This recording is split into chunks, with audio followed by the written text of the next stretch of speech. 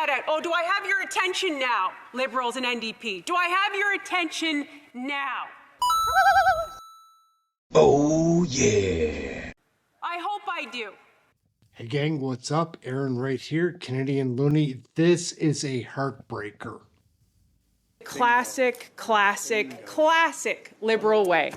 Oh, we're losing, so let's talk about abortion. And the last thing I need, Madam Chair, through you, is some Liberal man to tell me about my right to choose. What we are here to do is to point out the justice failures of this government.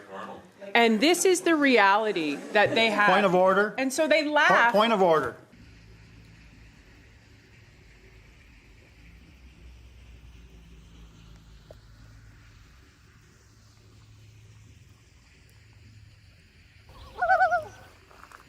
Hey gang, what's up? Just Aaron right here, Canadian Looney, right down on the waterfront. Tide's, well, tide isn't all the way out, but you can tell by smelling. It's quite far out there. So yeah, Aaron, Canadian Looney, like, subscribe, share, get notified. We're gonna get rained on here. But we've got a super interesting committee video. You saw in the introduction, it gets pretty heated. Well, it certainly does. We've got Larry Brock, Michelle Ferreri, two of my favorites, battling these crooked Liberals. They're disgusting. The chair of this committee, Lena Diab, this old bat. All right, gang, we'll come back to this like right after what we're going to show now. This part is Michelle conceding, also trying to give hope. Like, I guess that's a politician's job, and I don't trust politicians. I like Michelle, though. I always have. We'll get back to showing off more Michelle at the end of this, but this is her conceding. Like, oh, it's brutal, guys. Like, I was such a fan of Michelle Ferreri. Like, you were a highlight here. Well, hi everyone. It's Michelle here. Just Michelle Ferreri now. Not Member of Parliament, not Conservative candidate. Just Michelle.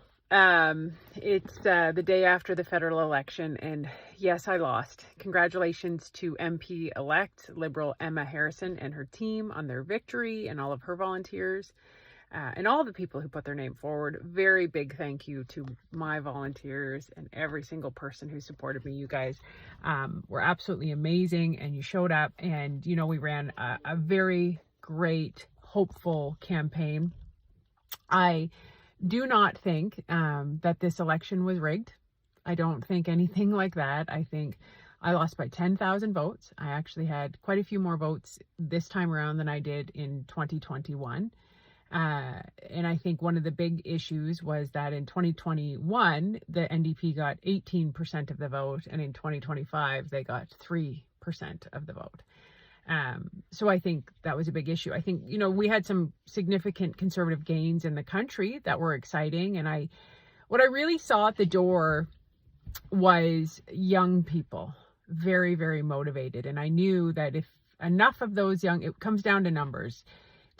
Was there enough of those young people to vote Conservative? You know, enough of those, you know, folks out there that were struggling to come and show up.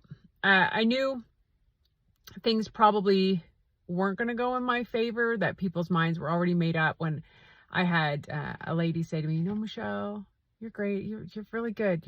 You're really good at speaking in the House, and you've done a great job in your constituent staff, which, by the way, huge shout out to my constituency staff. One of the nicest letters I got today. Thank you all for all of your texts and messages. Oh my gosh. Thank you. Thank you. And one of the nicest messages I got was like, Michelle, you really ran an incredible constituency office. And I know that's not a lot of stuff that a lot of people see. It's not sexy work, but the staff in there was incredible, and they're absolutely incredible. But this lady at the door said to me, she said, yeah, I think you're great. I think you do a great job. I'm not voting for you. I was like, what? Why? And she said, I think Mark Carney's the right guy for the job. And so I knew I had to sort of surrender to that. This was not about me and our team. So that's when I knew. But, you know, I think that the work that has to come out of this election is we got to find some common ground. I've never seen so much extremes in my time.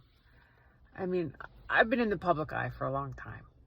And so I'm used to people, gossiping or talking about you or saying things. Like, I'm used to that. But this was like another level. This is another level of stuff happening. And I think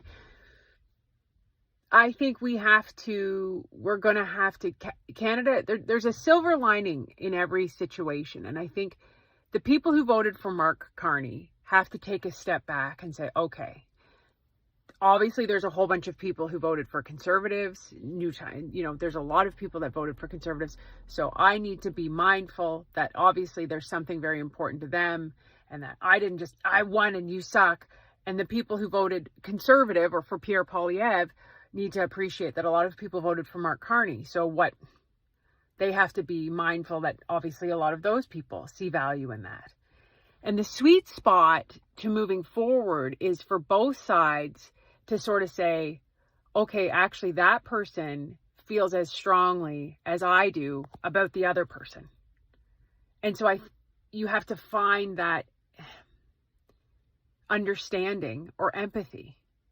And then we have to be able to have that healthy discussion. One of the best pieces of advice I had when I was running my own business was, a great negotiation is where both people walk away wanting more or didn't get what they wanted. And I think that's where we're going to have to come. And I think Mark Carney has, a lot of work to do to restore trust in this country. Like, the trust has been eroded and the frustration from people has been eroded. So he's got a big job ahead of him, as does, the opposition is going to be even more important than ever, as they always are, to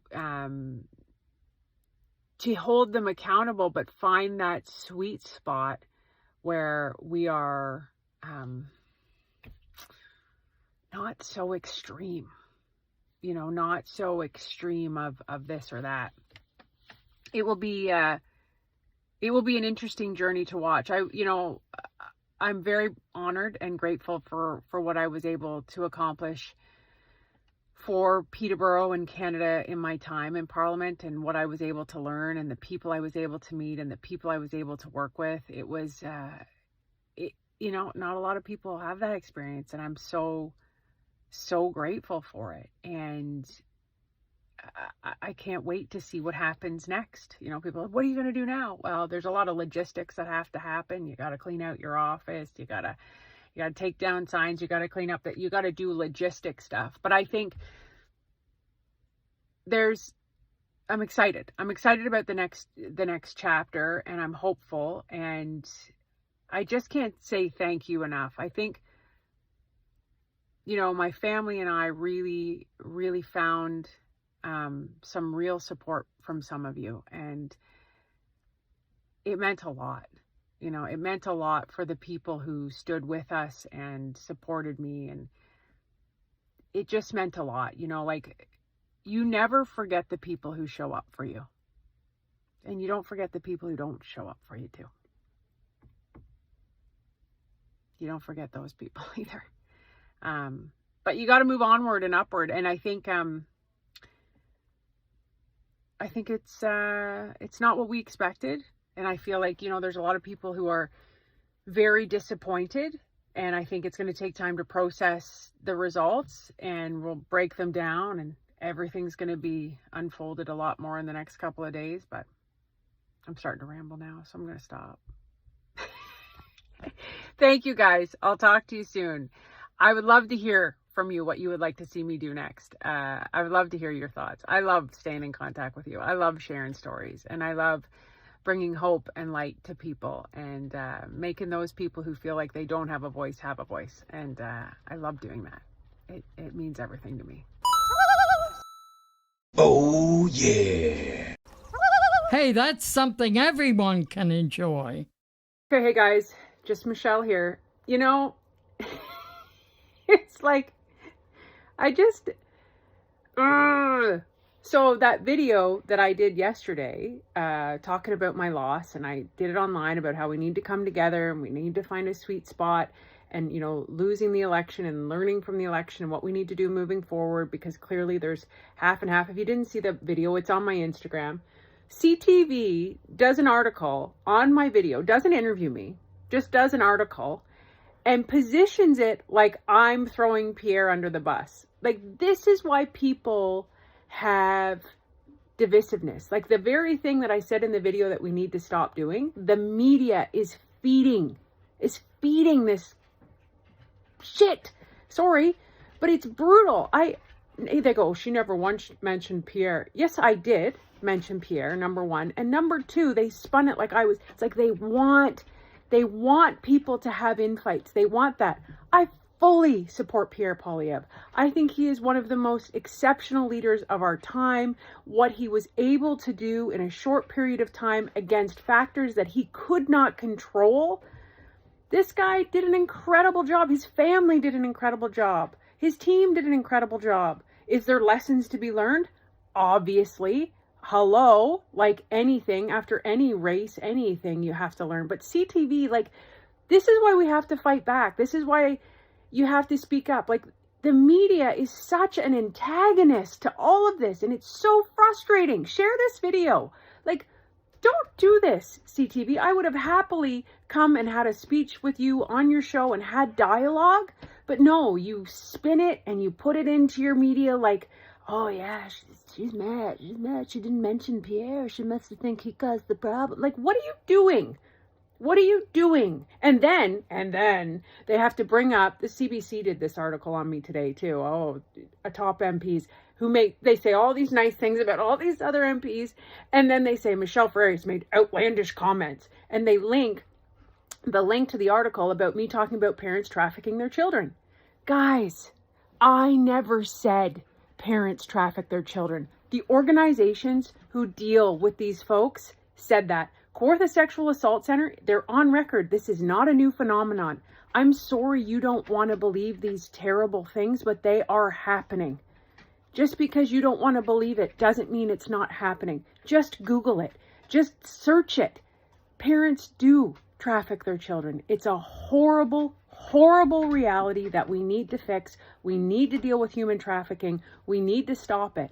But like, vilifying somebody for speaking the truth is bananas. And then the media, the mainstream media doing this, guys, this has got to stop. Like, you got to call out the media and don't buy into it. Don't buy into it when you see that. And they're like, oh, and they create this gossip train. And that's why we have this, folks. That's why we have this extreme division. Because now, oh, Michelle's a bad, like, stop it. Stop it. Just lay off the sauce, media. Lay off the sauce and report the facts, not your feelings. If you want to be an advocate, go be an advocate. But don't call yourself a journalist if you're not going to report the facts. Oh, yeah. Hey, that's something everyone can enjoy. You know, I think what's happening here today for folks watching is, you know, an unfolding of what we see repeatedly since my time being elected, but I'm sure since longer than I've been here. And it's a deflection from accountability. And I mean, that's ultimately the big conversation that has to happen on a bigger scale. And you know, it's kind of ironic, right, that you have Mr. Maloney, who sits on this committee, and he writes a tweet that says, you know, is the leader gagging you? And it is no secret to the public that there are 24 Liberal MPs who have signed a letter asking for the resignation of the Prime Minister. And this is the tie-in to this when we're talking about this motion, is that it is a lack of accountability and deflection across all fronts. And that comes from the top down. And, you know, that is what we see repeatedly over and over again. I want to point out, when we're looking at anti-Semitism, and, you know, I look at Mr. Housefather, who has stood up as a Liberal MP trying to fight this against a caucus that has blatantly insulted him, quite frankly. And, you know, we have a colleague, Marty Morantz, who is just a fierce fighter for the Jewish community. There is data that reveals anti-Semitic hate crimes are up 400%. Since when, Madam Chair? Since Justin Trudeau took office. That's since when. So let's talk about that. Let's talk about the rise in anti-Semitism since Justin Trudeau took office. Let's talk about sexual assaults that are up 75% since Justin Trudeau took office. Let's talk about sexual violations against children that's up 119% since Justin Trudeau took office. Let's talk about forcible confinement or kidnapping, up 11% since Justin Trudeau took office. Let's talk about indecent, harassing communications, up 86% since Justin Trudeau took office. Point of order, Madam Chair. Mr. Maloney? I haven't the slightest idea what this has got to do with the motion that we're debating right now. I don't either, quite frankly. Can you tell me the relevance? Otherwise, I'm going to have to ask you to speak on the motion that we are requesting 30 sitting days in order to study the bill before we send it back to the House. So if you can repeat that again to me, Madam Chair, for clarity for my own self, what's the bill that you think doesn't have relevance to what I'm saying? The motion, sorry, that doesn't have relevance to what I'm saying. The motion that you are speaking to, or supposed to speak to, is that the committee request an extension of 30 sitting days to the period of committee consideration for Bill C-270.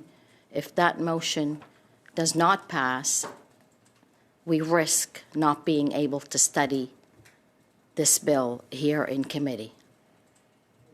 So I think everything I've just said is extremely relevant, Madam Chair, and to my member across the way. Let's study a bill that is going to help change the criminal code so that you don't have violent repeat offenders under legislation that the Liberals put in place, C-75, where it is a catch and release, where the most heinous of criminals, who I know the member opposite, Mr. On a point of order. It's just, my question is she suggesting that she's supporting the motion, in which case we could just go to a vote, because we're actually providing the opportunity to Mr. Viersen to be able to speak to this important bill. We're actually trying to save it by giving the extra 30 days because he has been so busy. That's what he says. But if we're going to talk about transparency, what is he actually trying to avoid by not appearing here today? And I think that is the question. So if Ms. Ferreri is suggesting that she's going to support us in allowing us to do this important study, this bill, which we agree, then maybe we can just go to a vote. That's debate. Oh, well. Ms. Ferreri. Madam Chair, I think what they're missing is they're stuck on a person coming to testify at this committee, which the clerk must invite. Okay, that is standard procedure. What we are saying in the Committee of Justice, that under this Prime Minister, under these Liberals and NDP coalition, crime has never been so rampant. So yes, we would like to study bills that are going to help Canadians feel more safe. Point of order, Madam Chair. This is verging on ridiculous. I'm going to clarify here. I've already said, and I will say it again, the sponsor of the bill, this is not a member, this is not a witness from the outside. This is the sponsor of the bill we're talking about, who has already been invited by the clerk. So just so that there's no misunderstanding here or any mixing of words, the clerk will re-invite the sponsor of the bill. Re-invite? Has he already been invited? Yes. Thank you for clarifying. And we have been seized with this bill since May 8. Okay. So thank you for that. And so I think what I would like to circle back to here is that this isn't this is the games that you see repeatedly by the Liberals. And so I want to read this because this is really what it comes down to. They actually don't care about public safety. And I'll read the tweet by Mr. Maloney into the record. Justice Committee is ready to study Arnold Viersen's private member's bill. We'd like him to appear to speak to this bill before the deadline. Arnold, will you appear, or is Pierre gagging you because you keep fighting against women's right to choose? And this is the classic liberal way. Oh, we're losing, so let's talk about abortion. And the last thing I need, Madam Chair, through you, is some liberal man to tell me about my right to choose. What we are here to do is to point out the justice failures of this government. And this is the reality that they have. Point of order. And so they laugh. Point of order. And you listen to what Michelle is saying. You tell me she's not correct. She's correct. They're bringing up abortion because they're losing. Simple as that. It's a dirty liberal woke tactic that the more you watch of this, the more you see it, the more desperate they become, the more they use it. Let's jump into the video. It is wild, guys. Michelle Ferreri is a stud. So is Larry Brock, obviously. Michelle Ferreri is one to watch, no doubt. She's going to be a cabinet minister. Let's take a look at the video. Okay, before you go to the point of order, the clerk is, Mr. Viersen was invited on September 26 to appear at the meeting of Monday, October 7. So I don't know how many points of orders I have here, but Mr. Brock? Thank you, Madam Chair. The display of several members on the opposite side of this committee room is disgusting. Laughing and mocking the commentary from a colleague on a very important issue is absolutely disgraceful. So I want to raise that firstly as a point of order. Secondly, they should be showing a modicum of respect, and instead of catcalling from the other side of the room, allow my colleague to finish her intervention. They too will have the floor at some point in time, and we will extend the same respect. That's how this committee should be working. I guess I don't know if I'm supposed to respond to that, but I don't really see any more mocking from one side or the other. I think I've seen enough on my left side as well. But in any case, I'm going to go back to Ms. Ferreri. I raised the point of order because they were talking over my colleague. That's why I raised the point of order. Mr. Bruson? If I may say, I was actually just agreeing with Ms. Ferreri that I don't want a man like Mr. Viersen deciding my right to choose. So I was actually showing support. Okay. Ms. Ferreri, please. So what I was saying at the beginning, where, you know, obviously the Liberals want to interrupt me. I get it. They don't want to hear this. They don't want this public. They don't want the record of their Prime Minister, which, quite frankly, most of them don't support. All you have to do is go to question period and see the empty benches and see what's happening. You know, that is the reality. And so the tweet of gagging is so hypocritical when you have literally a guy. Listen, this is the former parliamentary secretary to the Prime Minister who was on record just days ago saying this man is a full-blown narcissist and a dictator. Like, that is what you're dealing with. And then this Liberal member has the audacity to say you're being gagged by our leader. I want to talk about the bill at hand because this comes back to the public safety crisis that's been created in this country underneath the Liberal and NDP. So the bill is the enactment amends the criminal code to prohibit a person from making, distributing, or advertising pornographic material for commercial purposes without having first ascertained that at the time the material was made, each person whose image is depicted in the material was 18 years of age or older and gave their express consent to their image being depicted. And, you know, that comes back to everybody says, what's the relevance of what you're talking about? This is the Justice Committee, and the stats, just go outside. This is what I can't stress enough, Madam Chair. So, you know, they've made their position clear of what they're trying to stop here, and it has nothing to do with justice being served in this country. It has nothing to do with the public safety crisis that has happened under the watch of Justin Trudeau and his incompetent ministers. That is the reality of what we're saying. Trafficking in persons is up 84%. And there is a direct link to all of this and young men being exposed to pornography. So of course we want to study this.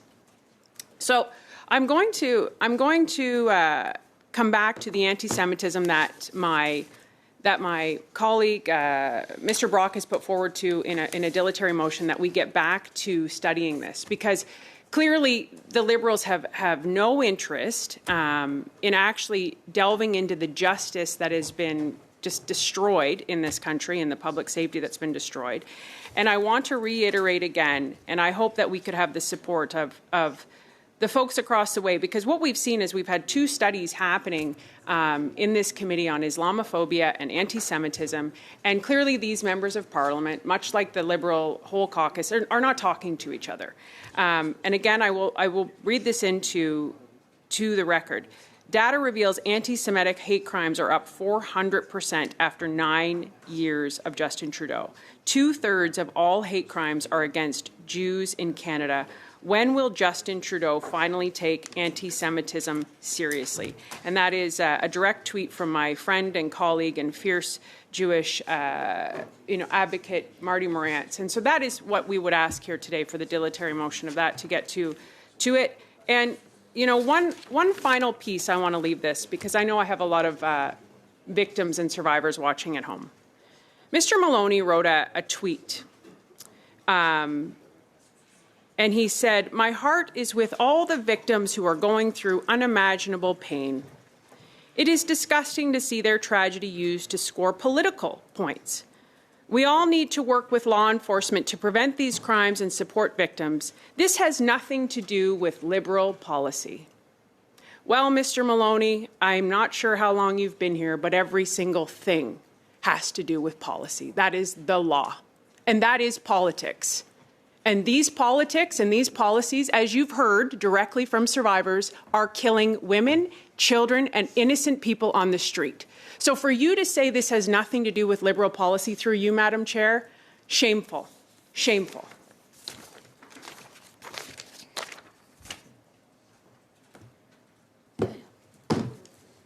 Thank you, Ms. Ferreri. I've got a list here. All right, gang, we're going to wrap it up right there. Aaron, Canadian Looney, what do you think about these committee videos? Are you a fan of Michelle Ferreri? You might be. Like, how could you not be? Any Canadian patriot with common sense would believe in a chick like Michelle Ferreri. She's super fantastic. In Canadian federal politics, the Canucks are represented by 2 separate yet unequal groups: the globalists who sold out and the opposition trying to salvage a country. These are their stories.